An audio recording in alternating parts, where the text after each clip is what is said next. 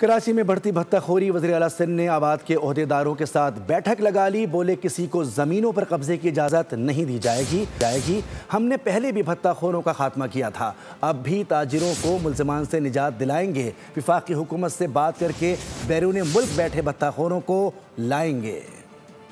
कराची भत्ताखोरों के निर्खे में सूबाई हुकूमत के अहम फैसले। वज़ीर आला मुराद अली शाह से चेयरमैन हसन बख्शी की सरबराही में आबाद के वफ्द की मुलाकात। जमीनों पर कब्जे खत्म कराने के लिए मिलकर काम करने पर इत्तेफाक। मुलाकात में वज़ीर दाखिला Sindh Ziaul Hasan Lanjar, mayor Karachi Murtaza Wahab, chief secretary Asif Haider Shah और दीगर ओहदेदार भी शरीक हुए। वज़ीर आला मुराद अली शाह ने शिकवा किया कि गुज़िश्ता रोज आबाद की प्रेस कॉन्फ्रेंस देखी, भत्ते की शिकायत मुझसे करनी चाहिए थी।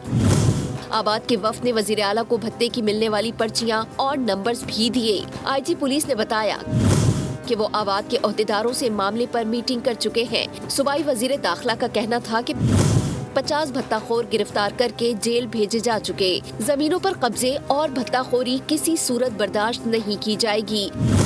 वज़ीर आला सिंध ने पुलिस और इंतजामिया को आबाद की हर एक शिकायत हल करने की हिदायत कर दी। कहा कि वफाकी हुकूमत के ताउन से बैरून मुल्क बैठकर भत्ताखोरी करने वालों के खिलाफ भी कार्रवाई की जाएगी।